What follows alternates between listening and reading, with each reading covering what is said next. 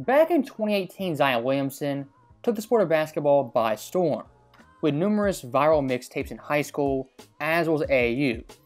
Whether it be alley-oops, block shots, reverse dunks, Zion in high school could do quite literally everything. Now, that Zion hype train didn't stop there, as at Duke, he formed a big three with himself, RJ Barrett, and Cam Reddish, which were essentially the Beatles of college basketball, getting all the hype, all the attention, and all the praise. And again, Zion's dunks, block shots, reverse windmills transcended sports and basketball.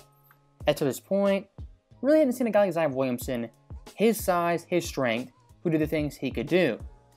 And despite getting hurt at Duke could bring some concerns, in that year's draft there was no question Zion Williamson was the first overall pick. Yes, John Morant, he was a nice story, played good at Murray State, and RJ Barrett had potential. But Zion Williamson was Zion Williamson, the quote-unquote chosen one and the best prospect since LeBron James. If you told me on draft night 2019 that Duke version of Zion Williamson, when he got into the NBA, would be an afterthought 5 years later, I would have called you crazy. But 5 years into his career, Zion at this point is an afterthought that really nobody even cares about. And I guess that tends to happen when your first year in the NBA, you don't play your first 45 games. Your third year, you miss the entire season. Last year, don't even play 30 games. And for your career in total, you only played 121 of a possible 325 matchups. And it is pretty shocking to note Zion Williamson, 5 years into his career, has yet to lace him up for a single playoff game. And if you compare Zion's overall success, his career, to other first overall picks, it is pretty shocking. I mean, look at 2018 Luka Doncic, the year before Zion Williamson. Luka at this point undoubtedly a top 5 player, superstar, and a future Hall of Famer with some playoff success. 2020 Ant Edwards, the year after Zion Williamson, and at this point is an emerging star and a borderline top 12, 13 type player. 2021 Cade Cunningham, bouncing back from injury, is having a career high 24 points per game. 2022, the first pick, Paolo Banchero, also Duke, won Rookie of the Year, was healthy, and finally Orlando has a future and could actually make the playoffs. And of course, 2023, Victor Wembanyama looks legit and has shown moments of superstardom and pure greatness. Looking at Luka Doncic, Ant Edwards, Cade Cunningham, Banchero, and Wemby, is there one of those guys whose team, situation, overall ability you wouldn't take over Zion? It's tough to say, and it's pretty sad to note. And look, the injury Zion's been through, only playing 30% of his games, has definitely hampered him and his overall ability. As for a one-to-one comparison, just look at Duke Zion, even rookie Zion Williamson, compared to now. I mean, the bounce he had back then, the overall burst, athletic ability, isn't the same in 2023. Yes, he'll have moments here and there be explosive, show flashes, but that 2019-2018 Zion Williamson, it pales in comparison to Zion today. And one thing I wish I could say about Zion is his overall game skill-wise has drastically improved. But unfortunately, watching him now, he's kind of the same player, brute force, drives left, kind of an improved passer as suspect handle.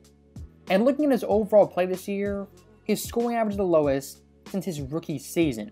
His shooting percentage down by 10%, and 3-point wise, has attempted 1 so far, missing that shot.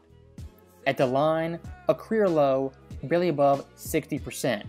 I don't want to say Zion's regressing too early, but these stats overall at the best are stagnating compared to past years. I wish the Zion story had a better start, hopefully has a happier ending, but at this point in Zion's career, he's an afterthought for the NBA, fans, and the media.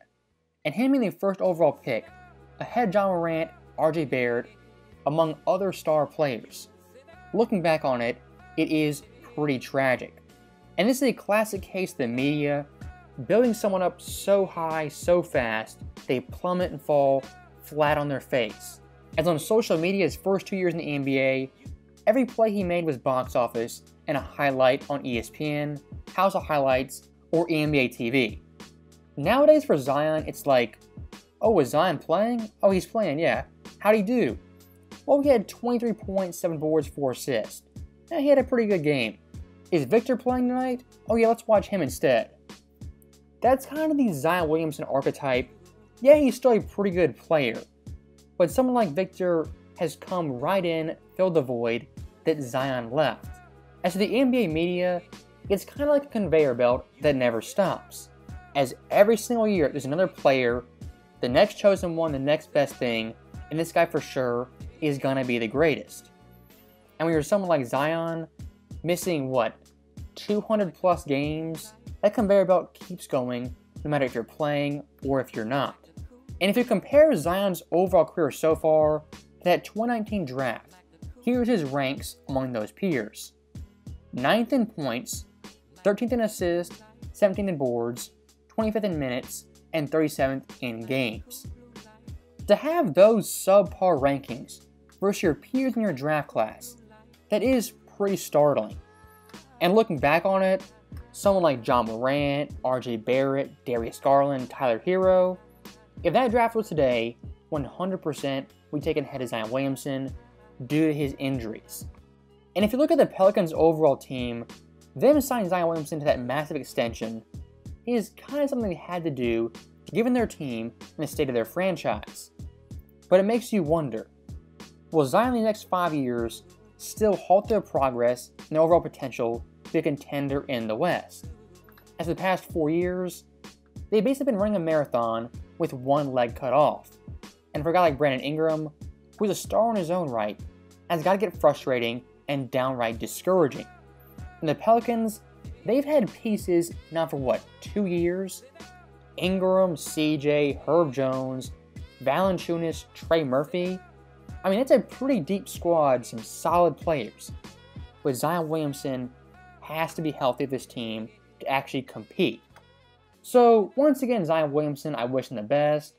He's been a cautionary tale of how the media can build you up so fast, so high, that inevitably you're going to come crashing down back to earth and back to reality.